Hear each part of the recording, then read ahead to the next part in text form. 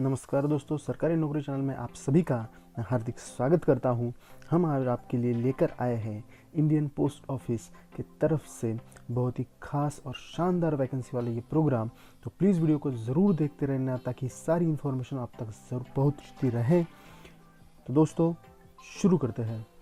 आज हम Indian post के बारे में बात करने वाले हैं। उसके अंदर जो आपकी रिक्वायरमेंट आती है तो वो मेनली आती है ग्रामीण डाक सेवक इस पोस्ट के लिए, पर इसके अलावा भी कई और 2 पोस्ट है, उसके बारे में मैं वीडियो में आपको आगे बताऊंगा। पर अभी ध्यान रखिएगा कि अभी जो मेन पोस्ट है ये है ग्रामीण डाक सेवक के लिए, और आपको जो वैकेंसी की लिस्ट है वो वैकेंसी के अंदर आपको मिलती है 4269, मतलब 4269 सीट्स, जो कि बहुत ही खास और बहुत ही शानदार पोस्ट है आपके लिए। और इसके लिए आपको खास बात ध्यान में रखनी है कि इसके लिए कोई भी एग्ज़ाम नहीं है। मैं फिर से दोहराता हूँ, इसके लिए कोई भी एग्ज़ाम नहीं है, और ये सिर्फ और सिर्फ मेरिट बेस के ऊपर आपका एग्ज़ाम है, या फिर मेरिट बेस के ऊपर आपका सिलेक्शन यहाँ पे हो जाएगा।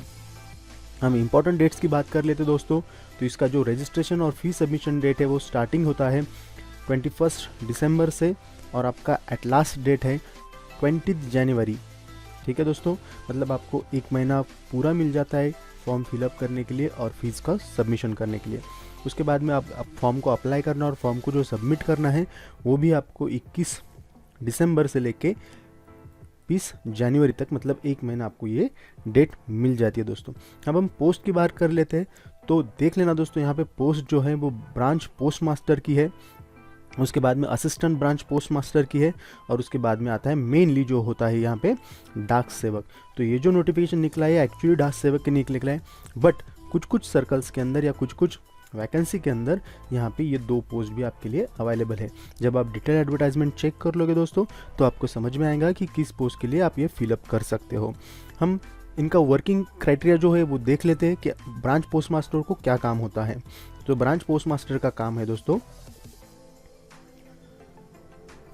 कि उनके जो ब्रांच के जो काम है, डेली रूटीन के काम है, वो काम को मैनेज करते रहना। उसके बाद में इंडियन पोस्ट पेमेंट बैंक जो है उसका अनइंटरप्टेड सर्विस लोगों तक पहुंचाना, या फिर उसके साथ साथ में जो भी डिवाइसेस आपको इंडियन पोस्ट प्रोवाइड करेगा उनके साथ में जो आपका ब्रांच का काम होगा वो कंप्लीट करना, ये इनका मेन टास्क होता है। उसके बाद में हम असिस्टेंट पोस्ट ब्रांच मास्टर की बात कर लेते हैं दोस्तों। यहाँ पे तो उनको क्या करना होता है, तो इनको भी वही काम करने होते हैं जो कि ब्रांच पोस्ट मास्टर के होते हैं, बट थोड़े से अलग काम है कि इनको सेल ऑफ स्टैम्प भी करना पड़ सकता है, या फिर जो कि पोस्ट ऑफिस की स्टेशनरी उसको भी सेल करवाना पड़ सकता है, और साथ साथ में डिलीवरी ऑफ मेल जो कि होता है वो भी यहाँ पे करना पड़ सकता है। ये डिपेंड है कि वहाँ पे उस जगह पे कौन कौन अवेलेबल है या कौन नहीं है, उसके हिसाब से। और इनको जो काम होता है वो प्रोवाइड करते हैं ब्रांच पोस्ट मास्टर।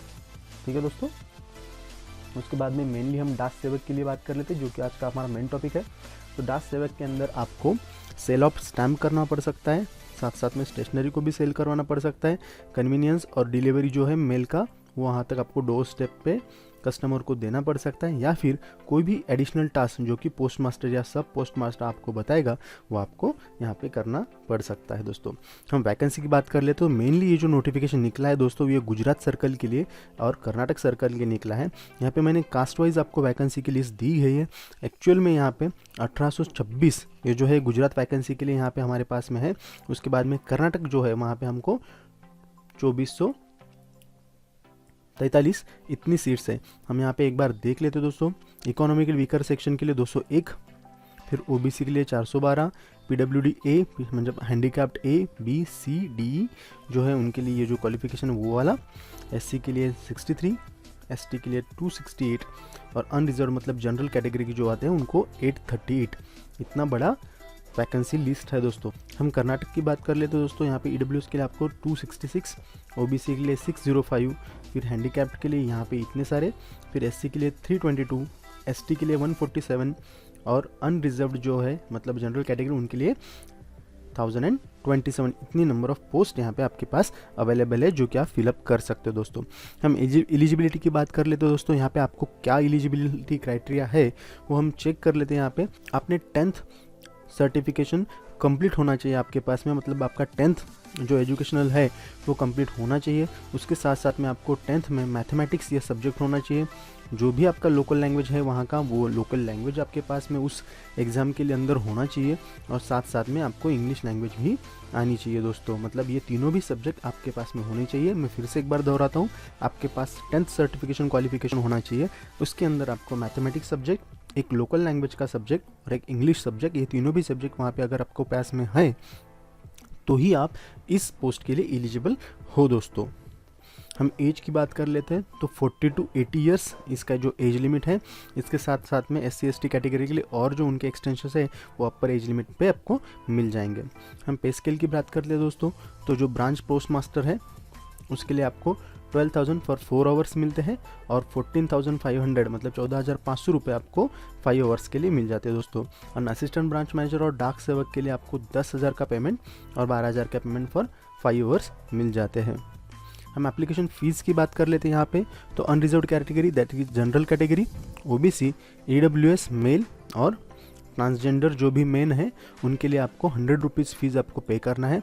और ऑल फीमेल्स और ट्रांस वुमन, इसके साथ साथ में SC/ST कैंडिडेट्स और फिजिकली हैंडीकैप्ड कैंडिडेट जो है उनके लिए आपको फ्री में ये एप्लीकेशन फॉर्म अवेलेबल है। कहाँ पे अप्लाई करना है, इनकी लिंक मैं आपको डिस्क्रिप्शन बॉक्स में ज़रूर छोड़ दूंगा दोस्तों। प्लीज़ वहाँ पे जाके आपका फॉर्म आप फिलअप कर सकते हो। आशा करता हूँ दोस्तों कि वीडियो आपको बहुत ही अच्छा लगा होगा। प्लीज़ चैनल को लाइक, शेयर और सब्सक्राइब ज़रूर कर देना ताकि आने वाले सभी वीडियो के अपडेट्स आपको जल्दी से जल्दी मिल जाए। साथ साथ में बेल आइकॉन भी प्रेस कर देना दोस्तों ताकि नोटिफिकेशन आपके पास में सबसे पहले पहुँच जाए। Thank you.